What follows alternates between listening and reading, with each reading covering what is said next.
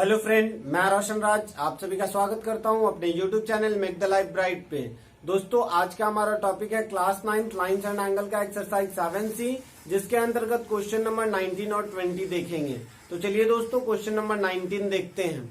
19 number में दिया गया in the given figure A B is parallel to C D and a transversal T cuts them at E and F respectively.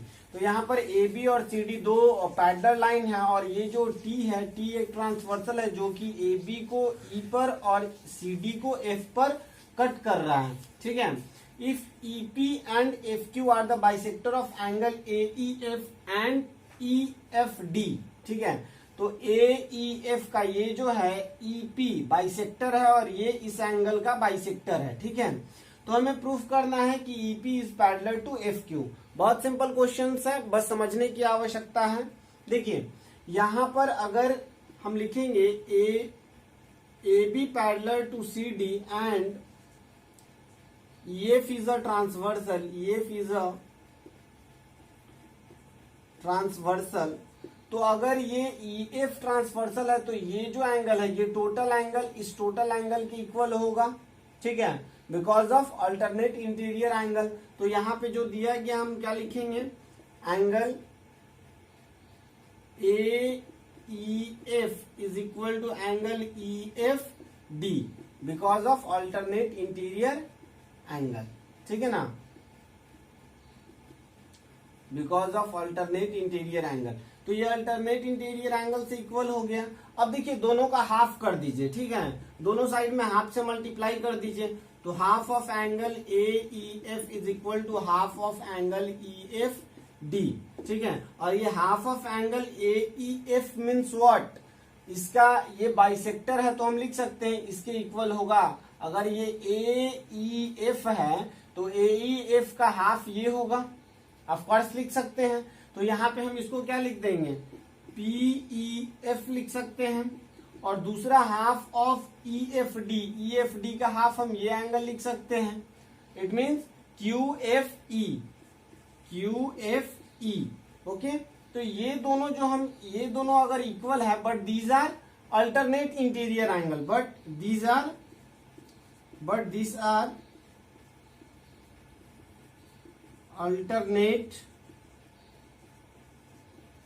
Interior angle. ठीक है, देखिए, तो यहां पे बस यही एक स्टेटमेंट आपको लिखना है। ठीक है, क्योंकि ये दोनों इक्वल हो गया और ये दोनों कैसा एंगल है, ये दोनों अल्टरनेट इंटीरियर एंगल है। और अगर अल्टरनेट इंटीरियर एंगल है और अल्टरनेट इंटीरियर एंगल इक्वल है, इट मीन्स कि ये दोनों लाइन क्या है, पैरेलल है। ठीक है ना। प्रॉपर्टीज ऑफ पैरेलल लाइन में हम लोग देखे थे कि अगर अल्टरनेट इंटीरियर एंगल है तो वो दोनों लाइन पैरेलल होगा, अगर पैरेलल लाइन है तो अल्टरनेट इंटीरियर एंगल इक्वल होगा। उसी तरीके से कॉरस्पॉन्डिंग एंगल पर भी हम लोग देखे थे कि अगर इक्वल है तो लाइन पैरेलल है, अगर लाइन पैरेलल है तो कॉरस्पॉन्डिंग एंगल इक्वल है। तो इसी तरीके से but these are alternate interior angle. अब देखिए, यहाँ पे माइंड में ये भी आ रहा होगा कि कैसे ये अल्टरनेट इंटीरियर एंगल है, तो थोड़ा सा आप इसको एक्सटेंड कर दीजिए। ठीक है, मैं बस समझाने के लिए एक्सटेंड कर रहा हूँ, आप जब सॉल्व करें तो ये ना करें। ठीक है, अब ये अगर एक्सटेंड कर रहे हैं और इसको हम अगर ट्रांसवर्सल मान रहे हैं तो देखिए, तो ये और ये अल्टरनेट इंटीरियर एंगल फॉर्म कर रहा है। तो इस कारण से ये अल्टरनेट इंटीरियर एंगल है and alternate interior angle, hence we can say that EP। अब यहां से लिख सकते हैं हेंस EP, हमें EP प्रूफ करना था, EP is parallel to FQ।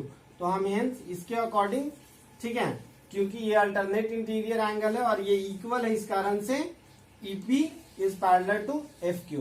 I think आपको ये समझ आया होगा। चलिए इसे इरेज करते हैं और नेक्स्ट क्वेश्चन नंबर 20 देखते हैं।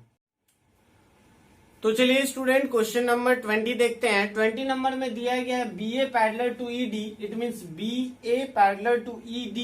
ठीक है, and BC parallel to EF। तो ये BC और ये EF है। ठीक है, ये दोनों भी पैरेलल है। हमें शो क्या करना है, ये जो एंगल है, ठीक है, ABC जो है वो DEF की इक्वल है, इसके इक्वल है। ठीक है, इस चीज को प्रूफ करने के लिए हम क्या करेंगे, D को प्रोड्यूस करेंगे to meet BC at point P।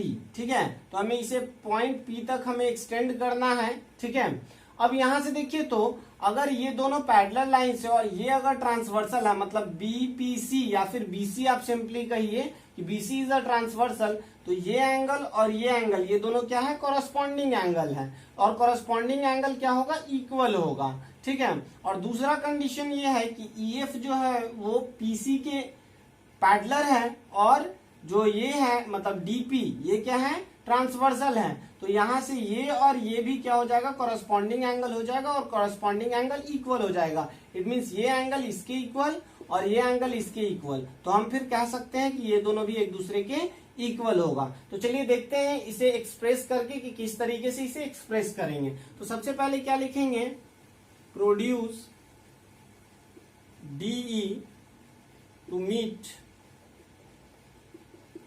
BC at P, ठीक है। ये हमारे लिए बहुत इंपॉर्टेंट है। उसके बाद हम क्या करेंगे कि A B parallel to DP and BC is a transversal, BC is a transversal, BC क्या है, ट्रांसवर्सल है। तो अगर ये ट्रांसवर्सल है तो हम क्या लिख सकते हैं, angle A B P is equal to angle C P, और ये क्या लिख सकते हैं, ये देखिए यहाँ पे ए बी पी लिखिए या फिर ए बी सी लिखिए, और इसको हम लिख देंगे सी पी डी लिख देंगे, ठीक है। सी पी और ई ना लिख के डी लिखेंगे, क्योंकि दोनों एक ही चीज को शो कर रहा है। आप सी पी ई भी लिख सकते हैं और सी पी डी भी लिख सकते हैं। और ये दोनों कैसे, तो ये दोनों कॉरस्पॉन्डिंग एंगल से है, ठीक है। ये दोनों किससे हैं, कॉरस्पॉन्डिंग एंगल से है। और corresponding angle parallel line property में आप पढ़ चुके हैं कि इक्वल होता है। तो ये कॉरस्पॉन्डिंग एंगल हो गया और इसको इक्वेशन 1 मान लेते हैं, ठीक है।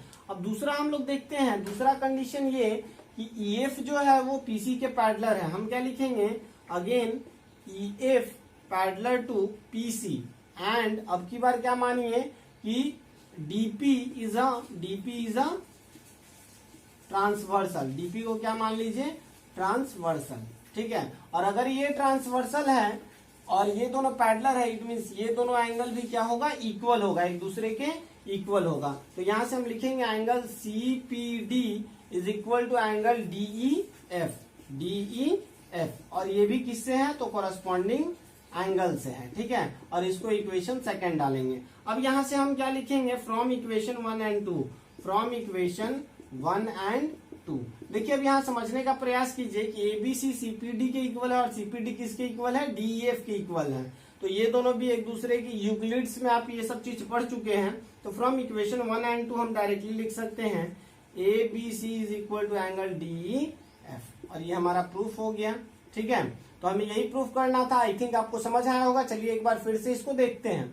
देखिए ये एंगल इसके इक्वल होगा अकॉर्डिंग टू कॉरस्पॉन्डिंग एंगल, और ये जो एंगल है ये इसके इक्वल होगा according to corresponding angle, because ये दोनों पैरेलल लाइन है और ये ट्रांसवर्सल है। It means DP is a transversal, तो ये दोनों कॉरस्पॉन्डिंग एंगल से इक्वल होगा। तो हम इनडायरेक्टली ये दोनों को भी इक्वल लिख सकते हैं, ठीक है। आई थिंक आपको ये समझ आया होगा। अगर वीडियो अच्छा लगे तो प्लीज लाइक शेयर और सब्सक्राइब करना ना भूले। थैंक यू, जय हिंद।